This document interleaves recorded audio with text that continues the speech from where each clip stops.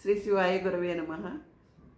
మన బాలయోగేశ్వర భగవాన్ గారి గురించి చిన్నప్పటి విషయం ఒక సంగతి ఆ భగవాన్ గారి ఆశీర్వచనంతో ఇప్పుడు నేను చెప్దామని అనుకుంటున్నాను.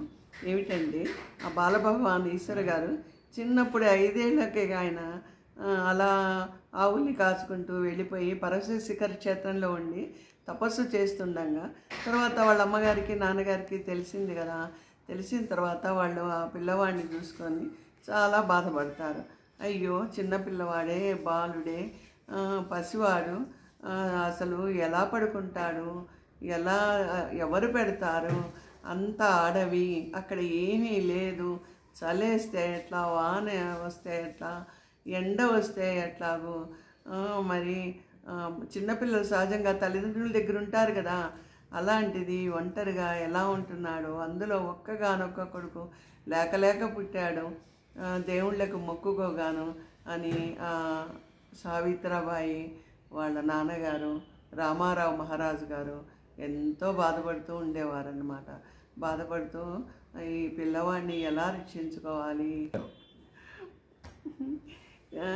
చిన్న పిల్లవాడు ఎలా రక్షించుకోవాలి, క్రూర మృగాలు ఉంటాయి అడవిలో, పాములు తేళ్ళు ఉంటాయి, జనసంచారం ఉండదు అని ఆ తల్లి కంటికి మింటికి ఏడుస్తూ చాలా సహజం కదా ప్రతి తల్లికి.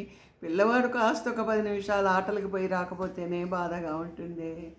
అలాంటిది బాలమహారాజు 5 సంవత్సరాలప్పుడు ఎక్కడో కొండ మీద దట్టమైన అడవిలో క్రూర మృగాలు, పాములు అన్నీ ఉండే చోట ఉన్నాడండి. ఆ మహాతల్లికి ఎంత శోకం, ఎంత బాధగా ఉంటుంది. మన వర్ణనాతీతం, నిజంగా తలుచుకుంటే చాలా బాధ వేస్తుంది కదా. అలాంటి ఆవిడ ఇలా బాధపడుతూ ఉంటుంది. సరిగ్గా అన్నం తినరు ఆవిడ. తండ్రి గారు కూడా అంతే, నిద్రపోదు ఆవిడ. కనిపించిన వాళ్ళందరికీ చెప్పుకుంటూ, దేవుళ్ళకి మొక్కుకుంటూ, వాళ్ళ ఇంట్లో కృష్ణ విగ్రహం ఉందని చెప్పా కదా పండరినాథుడి, ఆ విగ్రహాన్ని పూజ చేసుకుంటూ ఎప్పుడు భగవన్నామం చేసుకుంటూ ఇలా బాధపడుతూ ఉంటుందన్నమాట.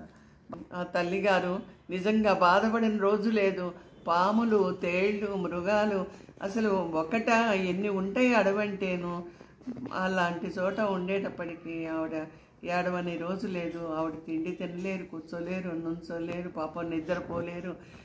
ఇలా ఉండంగా ఒక రోజున ఆవిడికి, అప్పుడు భగవన్నామం చేసుకుంటూ ఉంటారు కదా ఆవిడ కూడా మీరాబాయి లాగానే, ఆవిడ ఒక రోజున నిద్రలో ఆవిడికి రాముడు, లక్ష్మణుడు, సీతమ్మవారు ముగ్గురు కనిపిస్తారు. కనిపించి ఆ కలలో లక్ష్మణుడు ఆవిడతో మాట్లాడతాడు. అమ్మ, నీ కొడుకు నిజంగా శివుడి అవతారం, మీకు భగవంతుడి వరం వల్ల పుట్టాడు. బాలభగవాన్ అతను, రామచంద్రుడే ఆయన్ని కరుణించాడు, శివుడు కరుణించాడు, మీరు ఎందుకంత బాధపడతారు అని కలలో లక్ష్మణుడు ఆవిడికి చెప్తాడనమాట. ఆవిడ లేచి దబ్బును లేచి, నిజంగా నాకు లక్ష్మణుడు అభయం ఇచ్చాడా అని కొంచెం ఊరటిల్లుతుందనమాట. ఇది ఎలా ఉందంటే, ఆ రోజుల్లో రామదాసుని పాపం తానీష జైల్లో పడేసి పన్ను చెల్లించడం లేదని, రాముల వారి గుడి కడతాడు కదా, పన్ను చెల్లించలేదని చెప్పేసి ఆయన్ని ఒక చీకటి గుహలో పైన కొండలో, ఇక్కడ కూడా ఉంది కదా ఇప్పటికీను హైదరాబాద్లో, పడేసి కొట్టి ఎంతో బాధలు పెడుతుంటే ఆయన భార్య ఎంత బాధపడుతుందో, అమ్మ సీతమ్మ తల్లి అని వేడుకుంటుంది. రామచంద్రుని, సీతమ్మ వారిని వేడుకొని ఆవిడ నిజంగా చెప్పలేని దుఃఖంతో ఉన్నప్పుడు ఆ బాధకి రామదాసు మొర వినలేదు, కానీ ఆ రామదాసు భార్య మొర, సీతారామలక్ష్మణులు విని, ఆ రాముడు, లక్ష్మణుడు, సీత వీళ్ళందరూ విని, అప్పుడు వాళ్ళు అనుకుంటారనమాట, తానీషాకి కల్లోకి రాముడు, లక్ష్మణుడు వచ్చి, మేము రామోజీ, లక్ష్మోజీ, మేము రామదాసు దగ్గర ఉండేవాళ్ళం, ఆయనకి సేవ చేసుకుంటూ ఉంటాం మేము, ఇదిగో నీ ధనం అని చెప్పేసి వాళ్ళు ఏం చేస్తారు, నీలమేఘశ్యామల్లే వాళ్ళు మెరిసిపోతూ ఉంటారు ఇద్దరు అనమాట. ఒకళ్ళు నల్లగా, ఒకళ్ళు తెల్లగా. లక్ష్మణుడేమో తెల్లగా ఉంటాడు, రామచంద్రమూర్తి ఏమో నీలంగా ఉంటారు.